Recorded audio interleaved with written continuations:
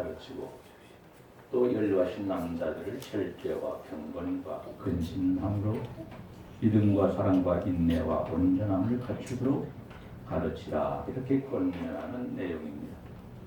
오직 너는 이라고 했는데 이 말은 기도를 부르는 말입니다. 1장에서 말한 거짓된 교사들과는 완전히 대비하여 말하는 호칭입니다. 이단자들의 행동은 앞에서 말하는 것 같아도 교회의 성실한 신자들은 그들과는 다르게 하나님의 말씀으로 잘 교육을 해야 한다고 말씀합니다. 바른 교훈에 합당한 것을 말하여 라고 하고 있는데 바른 교훈이란 이단의 상대가 되는 정통적인 복음의 비밀로 이것은 목회에 서신 전체에서 주제로 삼고 있는 것과 같은 것입니다. 목사는 단순한 훈계가 아니라 교리적인 그러한 성격을 분명하게 가르쳐야 한다는 말입니다. 기도가 행할 의무는 다양했습니다. 그러나 무엇보다도 가르치는 의무가 중요합니다. 목사의 중요한 임무 중의 하나인 설교는 곧 가르치는 중대한 일을 수행하는 것이다 라고 믿어야 합니다. 사도행전 6장 4절에 있는 말씀을 보게 되면 사도들이 기도와 말씀 전하는 것 외에는 다른 것을 하지 않고 교회의 직분자들로 하여금 감당하라 이렇게 말씀합니다. 누가 한번 사도행전 6장 4절에 있는 말씀 찾으셔서 읽어주시기 바랍니다. 오로지 기도하는 일과 우리 아빠 탓이야. 우리 아빠 탓이야. 6장 4절? 네. 예. 사도들은 뭐만 한다고요? 기도. 또 말씀 전하는. 그리고 다른 것은 교회에 안수집사님들을 세워서 그 일을 감당하도록 해야 한다. 그러니까 아무리 목사님이 잘나고 뛰어나고 세상에서 뭐 날아다니는 양반이라 할지라도 교회 안에서 행할 일은 많이 있지만은 그 중에 말씀을 가르치는 것, 말씀을 전하는 것, 설교하는 것을 말합니다. 그리고 성도들을 위해서 기도하는 것, 하나님의 뜻을 위해서 기도하는 것, 교회를 위해서 기도하는 것, 이 일에 전념을 해야 됩니다. 그리고 다른 일은 성도들이 다 감당할 수 있는 일이다. 이것은 목사가 해야지만 다른 것은 직분자들이 감당해야 된다. 그렇게 말씀하십니다. 이 목사님은 장로님, 권사님, 안수집사님, 서리집사님 등 직분자만 가르치는 것이 아니고 모든 성도를 가르쳐야 한다고 말합니다. 어린아이에서 노인들까지 천국 복음을 전해야만이 말씀을 통해서 구원받는 것이지 아이들이라고 해서 그냥 하나님께서 천국에 보내는 것은 아니다. 그래서 유아 세례를 주고 유아 세례를 준 아이들을 가정에서 부모님이 가르치고 교회에서도 가르치는 겁니다. 첫째로 가르치는 자의 합당한 자세는 무엇인가? 기도에게 말씀합니다. 가르치는 자인 너는 합당한 자세를 이런 자세를 가져야 한다라고 말합니다. 첫째로 바른 교훈에 합당한 것을 가르치는 사람이 되어야 한다. 바울 사도는 디도에게 오직 너는 바른 교훈에 합한 것을 말하여 라고 1절에서 권고합니다. 이 말씀은 당시의 거짓 교사들이 하나님의 말씀보다는 자기의 철학을 가르쳤어요. 자기 철학. 그리고 이교 사상을 가르쳤습니다. 그렇기 때문에 바울 사도는 디도에게 너는 저 거짓 교사들처럼 그런 것을 가르치지 말고 바른 교훈에 합한 하나님의 말씀을 가르치는 자가 되라 그렇게 말씀합니다. 목사는 하나님의 참된 일꾼이 되어야 합니다. 모든 직분자도 마찬가지고 모든 성도들도 마찬가지입니다. 거짓 교사, 이런 거짓 선지자, 거짓 사도 이러한 사람이 되어서는 절대로 안 됩니다. 그건 하나님의 말씀을 올바르게 전하고 가르치는 데서 나타나기 마련입니다. 하나님의 종들은 하나님의 말씀을 가르칩니다. 왜? 주인인 우리 하나님께서 내 말을 전해라 이렇게 말씀하셨기 때문입니다. 종이 자기의 생각을 전하는 것이 아닙니다. 자기가 갖고 있는 신학이나 자기가 갖고 있는 경험이나 이런 것들을 전하는 것이 아니고 하나님의 말씀을 전할 때에 하나님의 말씀을 들으면 우리 하나님께서 그런 자녀들에게 믿음을 주신다고 했고 그 믿음을 통하여 구원하신다고 했기 때문에 목사는 자기가 아무리 능력 있는 사람이라도 성도들을 구원시킬 수 없으니 하나님의 말씀을 가르쳐서 하나님께로부터 은혜와 축복을 받는 사람으로 만들어가야 한다는 말인 것입니다. 예나 지금이나 교사들은 거짓 교사들은 허탄하고 공허하며 유익이 없는 이야기들로 시간을 다 써버립니다. 그러나 주님이 세우신 목회자는 바른 교훈에 창념한다고 말씀합니다. 바른 교훈은 하나님의 말씀입니다. 창념한다 이 말씀 속에는 여러 가지가 있지만 최선을 다해서 준비해서 가르친다 그 말입니다. 세상 지금도 보면은 돌아가는 모습이 설교 잘한다는 목사님들은 굉장히 많습니다. 근데 자기 철학을 전하는 분들이 굉장히 많아요. 성경에서 벗어난 잘못된 교훈을 전하는 사람들이 굉장히 많습니다. 오늘 우리는 그런 사람이 되지 말고 어떤 사람이 되어야 할 것이냐? 온전히 하나님의 말씀을 받아들일 줄 아는 사람, 그리고 깨닫고 그 말씀대로 사는 사람이 되어야 합니다. 이런 사람이 하나님의 사람입니다. 바른 교훈을 가르치게 되면 그 효과는 점점 나타나게 됩니다. 우리는 이런 때가 있습니다. 자녀가 귀하는 가정에서 며느리를 얻게 되면 시아버지가 불렀어. 야, 내년에는 너 꼭 애기 낳아야 돼. 아들이든 딸이든 낳아야 돼, 내년. 이제 결혼한 사람 보고 내년에 나라 보니까 이게 사람 마음대로 되는 것입니까? 안 되는 것. 바른 교훈을 가르치게 되면은 그 효과는 금방 나타나는 것이 아니고 점점 나타난다는 말입니다. 그래서 신앙이 점점 자라게 되는 것입니다. 어느 날 갑자기 하늘에서 떨어진 것처럼 그렇게 자라는 것은 아니라는 말입니다. 가르침을 받은 자들은 어떻게 살아갑니까? 하나님을 가까이 하면서 살아갑니다. 하나님의 말씀을 받아들이고 이 말씀을 하나님의 말씀으로 믿고 있는 사람들은 하나님을 가까이 하는 삶을 살게 됩니다. 하나님을 진실하게 섬기게 됩니다. 조용하게 감사하면서 봉사하게 됩니다. 주일은 마땅히 하나님 것인 줄 알고 주일을 성수합니다.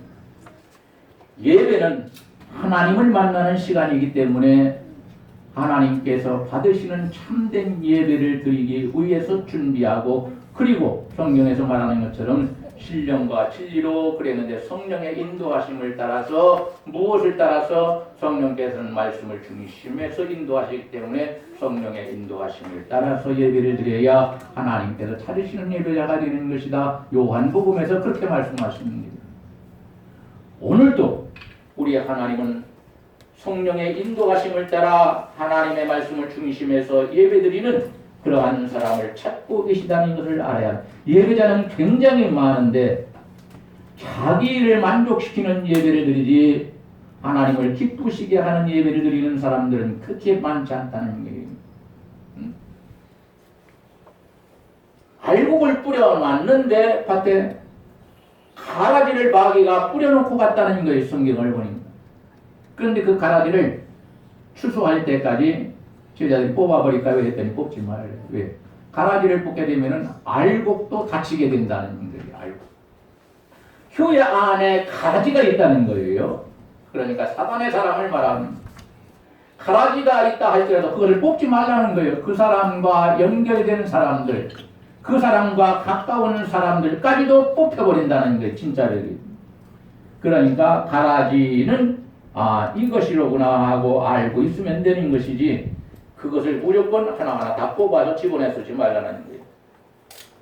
목회자는 조급한 마음을 가지고 즉각적인 효과를 보기 위해서 아주 자극적이고 감각적이고 선동적인 그러한 인간의 가르침을 하지 말고 하나님의 말씀에 입각한 바른 가르침을 성도들에게 베풀어야 합니다. 그래야 성도들이 하나님의 말씀을 먹고 하나님 말씀대로 신앙생활을 잘해서 우리 하나님께서 기뻐하시고 인정하는 사람이 되는 것입니다. 바른 가르침은 보이지 않는 가운데 성도들의 신앙을 잘 성장하게 만듭니다. 시골에 가면은 시골 농부들이 박사논에 식물을 심습니다. 먹을 식물을. 거기에다가 비료를 주고 며칠 안 돼서 비가 오고 나면은, 그리고 그 다음에 이 밭이나 논에 가보게 되면은 엄청 자라 있다는 거예요. 자라는 것은 보이지 않는데 밤장 하루 저녁 자고 논과 밭을 둘러보게 되면은 곡식들이 그렇게 쑥쑥 자란다는 거예요. 마찬가지로 하나님의 말씀을 받아들이고 그 말씀에 순종하면서 살아가게 되면 우리 하나님께서 말씀이라는 걸음을 통하여 우리의 신앙을 잘 쑥쑥 자라도록 성장시켜 주신다는 거예요. 사람이 신앙을 성장하게 만드는 것이 아니고 하나님께서 신앙을 성장하게 만듭니다. 내가 키웠다? 아니요, 하나님이 키운 거죠. 착각하면 안 됩니다. 목사님들은 자기가 섬기고 있는 교회가 엄청나게 크면은 내가 지금 수천 명을 먹이고 있다는 거예요. 수천 명을 키우고 있다는 거예요. 그럼 하나님은 어디 가셔서 뭘 하십니까? 하나님께서 그 목사님을 통하여 키우시는 겁니다. 우리 교회도 하나님께서 목사를 통하여 양들을 키우시는 겁니다. 우리는 잘 알아야 합니다. 바른 가르침이 있어야만이 성도들의 신앙이 아름답게 성장합니다. 하나님의 마음에 합한 성도들이 되게 만들어 놓습니다. 성령께서는 하나님의 말씀을 통하여 역사하지 사람의 말, 인간적인 말, 철학, 신앙 이것을 통해서 역사하시는 분이 아닙니다. 성경을 보면 성령께서는 말씀을 통하여 역사하십니다. 그렇기 때문에 목사도 역시 준비는 하지만은 성령의 인도하심을 따라 전하기 위해서 간절히 1시간이든 2시간이든 기도해야 합니다. 그리고 자기 신학으로 혹은 자기 능력으로 자기 지식으로 전하는 것이 아니고 하나님의 말씀을 전하는 사람이 되어야 합니다. 그래야 그 말씀을 받아들이는 성도들에게 성령께서 역사하시는 겁니다. 성령께서 역사하셔서 그 말씀을 받아들이는 성도들의 신앙이 아름답게 성장해서 우리 하나님께서 아주 기뻐하시는 사람이 되게 만들어 놓습니다. 둘째로 진리만을 가르치도록 주의하라고 말합니다. 에베소서 4장에 있는 말씀을 보게 되면 바울 사도는 에베소 교인들에게 이렇게 권면을 합니다. 무릇 더러운 말은 입 밖에도 내지 말고 오직 덕을 세우는 데 소용되는 대로 선한 말을 하여 듣는 자들에게 은혜를 많이 끼치게 하라. 이렇게 에베소서 4장 29절에서 말씀하고 있습니다. 더러운 말, 죄 짓는 말, 나쁜 말 이런 말은 우리의 입 밖으로 내리면 왜? 이 입이 내 것이 아니고 하나님께서 창조하셨다는 하나님 거라는 거예요. 그리고 입 가지고 하나님을 찬양하고 하나님께 기도하는데 우리가 이 입을 가지고 더러운 말을 하게 되면은 그 기도도 더러워지고 찬송도 더러워지고 잘못되게 된다는 거예요. 우리는 어떻게 해야 할 것이냐? 성경에서 말씀하는 것처럼 오직 덕을 세우는 데 소용되는 대로 선한 말을 해야 듣는 자들에게 은혜를 끼치게 되는 것이다. 바울 사도를 통해서 하나님 말씀하십니다. 이 자리에 나와 있는 우리 모두는 이 입이 내 것이 아니요 하나님께서 창조하신 입인 줄 알고 우리가 입을 가지고 찬양하고 입을 가지고 기도하고 입을 가지고 복음 전하고 입을 가지고 하나님께 예배드리고 그러는데 이 입을 가지고 더러운 말을 하지 말고 선한 말을 해서 듣는 사람에게 시험이 되는 것이 아니고 은혜를 끼치게 하는 복된 입을 가질 수 있기를 주의 이름으로 간절히 축원합니다. 일반적으로 성도의 입은 덕을 세우는 말만 하도록 훈련이 되어야 합니다. 여러분 우리가 훈련할 것이 굉장히 많이 있지만 우리의 입은 덕을 세우도록 훈련하는 말을 많이 하도록 해야 합니다. 하물며 목회자의 경우는 두말할 필요가 없습니다. 목회자의 입은 진리만을 전할 수 있는 입이 되어야 합니다. 이것은 자신에게 정결케 세우는 길이고 듣는 성도들에게 덕을 세우는 귀한 일이 됩니다. 목회자가 진리만을 전할 때에 스스로 권위를 내세우지 않더라도 성도들은 하나님께는 물론이요 하나님께서 세우시고 쓰시는 목회자에게도 순종하고 존중하게 된다고 말씀합니다. 이 자리에 나와 있는 우리 모두는 이렇게 전하는 자나 받는 입장에서는 모두가 하나님 마음에 합한 사람이 되기를 주님의 이름으로 간절히 축원합니다. 둘째로 늙은 남자들을 위한 가르침은 어떻게 해야 하는지. 사람들은 그런데요, 노인을 예우하는 뜻에서 가르친다는 생각을 아예 하지 않는데요. 손자에게서 배울 것이 있다고 말하는데, 노인들을 가르쳐가지고 가져올 그 효율성을 따져서 계산을 해보면은 많이 가르쳐도 노인들에게서는 좋은 열매, 교회에 유익한 것이 별로 없기 때문에 노인들을 가르치는 일은 우리 교회는 하지 않는다 하고 포기한대요. 거의 교회들 보면 그렇습니다. 교회들 그렇게 하면 안 된대요. 그러면 오늘 본문 말씀이 그렇습니다. 그러나 바울 사도는 자기 제자인 디도 목사님에게 말합니다. 늙은 남자에게 가르칠 내용을 본문 2절에서 언급합니다. 한 가지는 절제할 수 있도록 가르치래요. 절제할 수 있도록. 노인들은 때로는 교회의 어른이 되고 장로로 이해되지만 본문에서는 단순히 나이 많은 어른들을 말합니다. 사람이 나이가 많아서 어른이 되면은 육체가 노쇠하기 때문에 이것을 핑계로 사람 말을 안 듣는데요. 교회 안에서 자기 마음대로 무질서하게 살고요. 무절제하게 하는 행동에 대해서 노인들은 또 스스로 합리화시키는데 이것을 또 뭐라고 할 수가 없대요. 왜? 할아버지들이 그러는데 해봤자 소용이 없다는 거예요. 말귀를 알아듣지를 못한대요. 그런데 그렇게 말하는 자기도 나중에는 노인이 돼서 말귀를 알아듣지 못해요. 저도 다시 한번 해요. 집에서 그렇게 말하는데 노인이 아직 안 됐는데도 불구하고 살짝살짝 말해도 젊은 때에는 한마디만 하면 다 알아들었는데 지금은 알아듣지를 못해가지고 뭐라 그랬어요? 다시 한번 말해줘요. 목사님 오늘 이게 9번째입니다. 사모님이 구박이에요. 지금 말귀 못 알아듣는다고.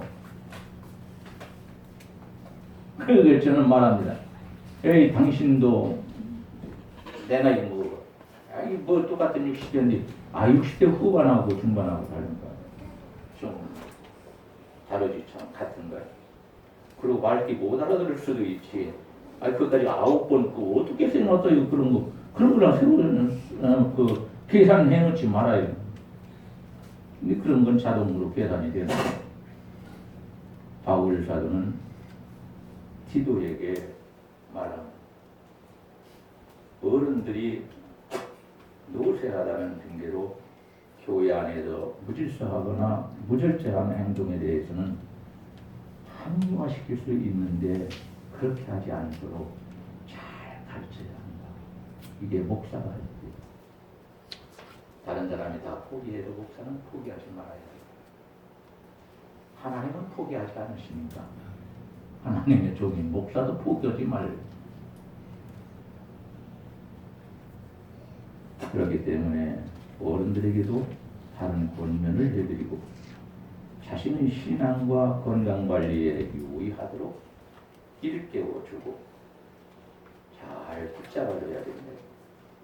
노인들은 스스로 자신을 절제해서 젊은이들에게 모범이 되도록 훈련이 되어야 됩니다. 젊은 사람들에게 우리는 아이고 나이도 지금 모르는 것인 거예요. 이런 거 네가 아냐? 뭐 네가 안다고 나를 가르치려고 그래? 그렇게 하지 말고 젊은 사람들에게서도 배울 것이 굉장히 많습니다. 그러니까 우리는 나이 적다고 무시하지 말고 서로가 존중해서 말할 때에는 그 말이 중요한 말일 때는 꼭 받아들여서 나 자신을 훈련시킬 수 있기를 바랍니다. 두 번째로 경건하게 훈련시켜라 이렇게 말합니다. 눈이 어둡고 귀가 어둡다 해서 말씀을 읽거나 듣는데 참여하지 않을 수도 있다는 거예요. 아이고 눈이 어두워서 성경 찬송 못 보고 귀가 어두워서 목사님 설교하는 거 알아듣지도 못하고 옆에 있는 사람이 뭐라고 하는데 찬송 몇 장이냐고 몇 번 물어보게 되면은 사람들이 다 싫어한대요. 한두 번 얘기 좀 알아들어야 되는데 나이 많이 드신 분들이 그러라 어떻게 알아들어? 그 사회자가 찬송 몇 장 하자고 그러는데 저 몰라 이 만들려가지고 경배 찬양을 그냥 그 뭡니까 첫 가사 줄 이것 찾느라고 다 찾다 보면 마지막 절 쳐도 그런다니까요. 좀 크게 좀 하라고 그러면 크게 했다는 거예요. 제 키가 잘못된 거예요. 그러니 알아듣지 못하는 제 키가 잘못된 거예요. 옛날에는 작게 하는 소리도 다 들었는데 이제는 크게 하는 소리도 마이크다 대고 하는 소리도 스피커로 나오는 소리도 못 알아듣. 다 그런 것은 아니지만은 못 알아들을 때가 더 많아요. 알아듣는 거. 그런 제가 여기서 설교할 때 찬송할 때 죽으라고 어지러도 큰 소리로 가면 아유 그러다 쓰러지고 집에 오면은 죽으라고 앓으면서 설교 좀 짧게 하시고요. 조금 작은 소리로 막 하세요. 작은 소리로 하면 들리나? 안 들리는 거예요. 큰 소리로 해요. 눈이 어둡고 귀가 어두운 것 나이를 먹게 되면 경험하게 되는 겁니다. 그럴지라도 말씀을 읽고 듣는데 참여해야 합니다. 또한 봉사와 기도하는 일을 회피할 수가 있지만 그렇게 하면 안 됩니다. 내가 할 수 있는 내가 있는 힘을 다해서 하나님께 봉사하고 또 교회와 목사를 위해서 하나님 앞에 간절히 기도하는 사람이 될 때에 하나님께서 복을 주시는 것은 은혜를 주시는 것. 어떤 경우에도 목사는 연로하신 남자들을 방임하지 말래요. 오늘 말씀을 보니 방관하지 말래요. 달려갈 길을 다 마치고 경건하게 살 수 있도록 잘 중요하게 이끌어주래요. 어른들도 잘 이끌어주면 잘 따라하고 잘 천국으로 가신다는 거예요. 그런데 이끌어주지 않고 포기해버리니까 교회를 오래 다녔어도 구원에 확신이 없는 죽을 때가 되면 하나님 데려가실 때가 되면 내가 이거 구원 받은 어느 장로님이 그러시 병원에서 입원했다가 이제 돌아가실 때가 가까이 왔는데 오래 입원했어도 낫지를 않아. 목사님이 신방 오셨는데 목사님한테 그러더라. 목사님 제가 죽으면 천국 갈까요? 물어보더래 장로님. 그래서 목사님이 뭡니까? 주기도문 말고 신앙 고백을 이렇게 하시면서 이렇게 한마디씩 하면서 거기에서 두세 자리에 틀리게 말씀하시고 일부러 틀리게 말씀하시니까 장로님이 듣고 계시다가 그걸 바로 고쳐서 바르게 고백을 하더래요. 끝까지 해보니까 그렇더래요. 성경 어디에 이런 말씀이 있으면 읽어드릴게요. 목사님이 하고 읽을 때에 몇 자를 잘못되게 읽었다. 일부러. 그러니까 장로님이 아무 말씀도 안 하고 능감하시고 그 말씀을 바로 고쳐가지고 그렇게 읽더랍니다. 따라서 이분이 구원 받았을까요? 못 받았을까요? 천국 가실까요? 못 가실까요? 신앙 고백을 하시는 장로님이 왜 못 갑니다? 못 갑니까? 성경을 바로 읽는 그 장로님이 왜 못 가시겠습니까? 그럼 누가 갑니까?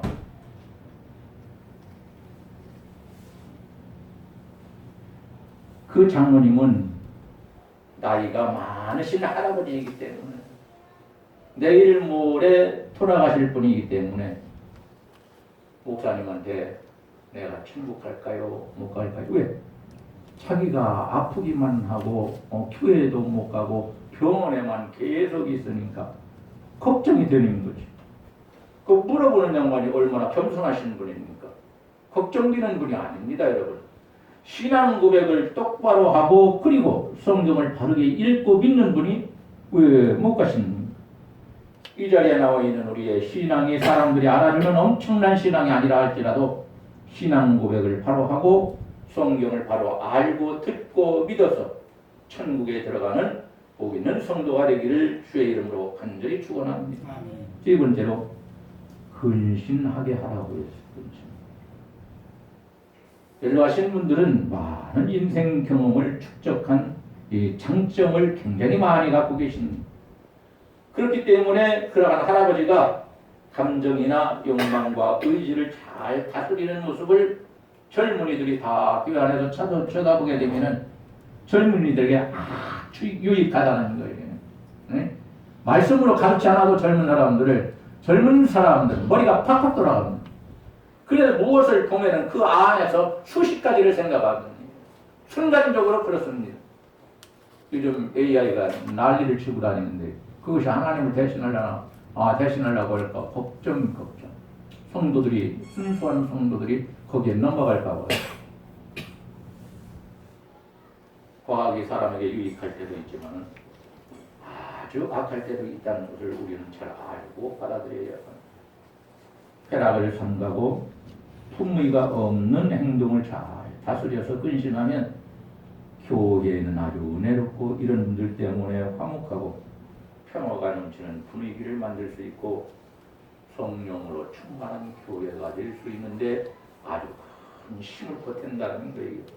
그러니까 목사는 나이가 많으신 남자 할아버지들을 잘 가르쳐야 한다. 네 번째로 믿음과 사랑과 인내에 있어서 온전케 해줘야 한다는 거예요. 첫째로 믿음에 있어서 흔들림이 없이 온전케 되도록 보살피라고 말합니다.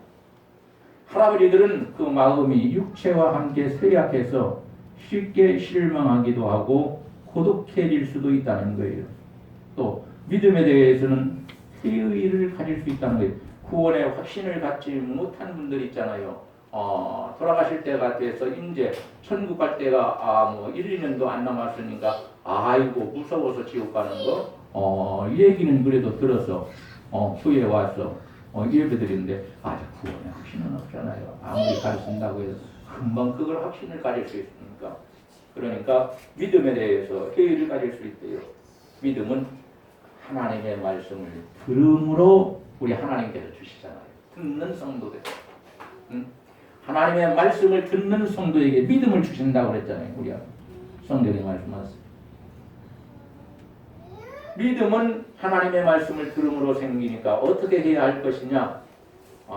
할아버지들로 하여금 말씀을 들을 수 있는 교회 예배에 충실하게 할 수 있도록 도와주고 성경을 많이 읽으실 수 있도록 잘 도와줘야 된대요. 요즘 젊은 분들은 노인 옆에 앉는 것조차 싫어해요. 큰일이에요. 왜? 할아버지 할머니 냄새가 납니다. 그래도 그런 애들이 있으면 나한테 데려와. 너는 나중에 안 먹냐? 너는 나이 안 먹냐? 젊었을 때는 젊은 사람의 냄새가 날 수 있지만 늙으면 늙은 냄새 나는 것이 하나님께서 정해놓은 것인데 왜 네가 그걸 가지고 시비하냐? 하나님이 그렇게 해놓으셨는데 왜 그래? 내가 그냥 난리를 치겠다. 무서워서 안 데리고 왔어요. 성깔 아니야. 근데 저 생각하는 대로 성격이 그렇게 막 지랄 같지는 않습니다, 여러분. 저도 먹을 만큼 먹었잖아요, 이제.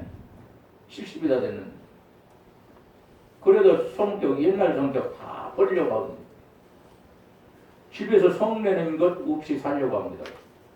그래도 거의 없어졌으면 거의 없어지고. 근데 교만하지 않아요.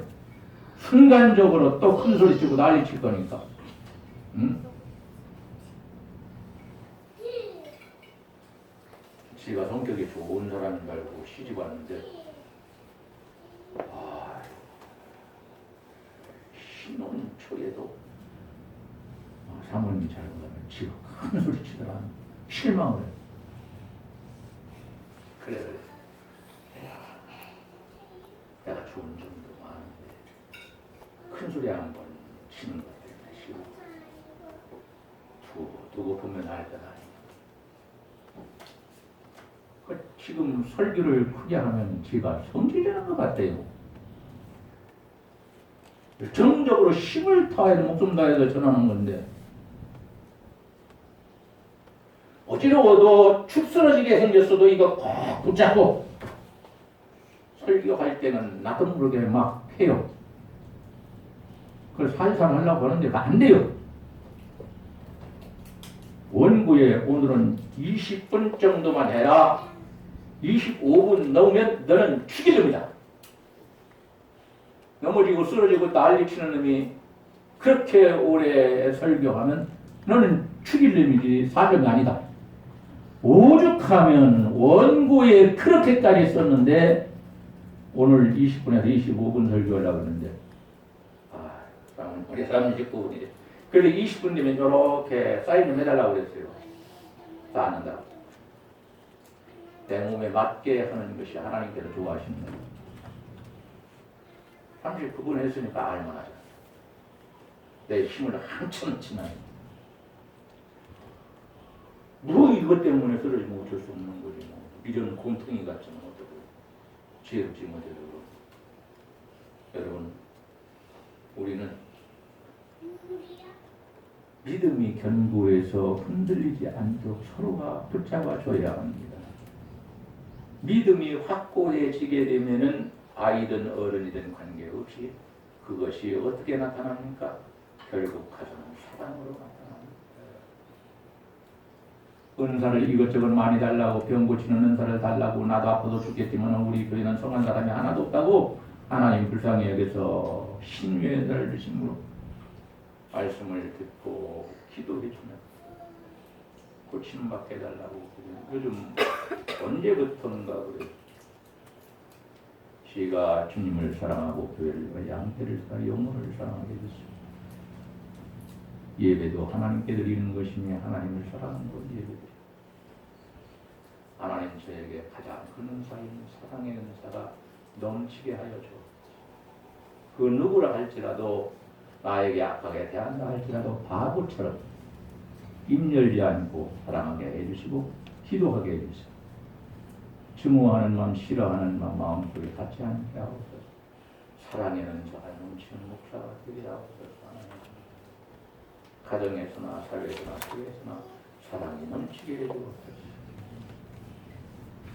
지금도 여전히 그 말합니다. 교회의 강단에 보면 사랑의 은사 좀 달라고 사랑의 은사. 우리 주님과 같은 사랑의 은사를 달라고. 우리 하나님께서 주실 줄 믿습니다. 그래서 주의 이름으로 교회와 양들을 사랑하고 영혼을 사랑하는 목사가 될 줄로 믿습니다. 오늘 이 자리에 모여서 예배하는 우리 모두에게 우리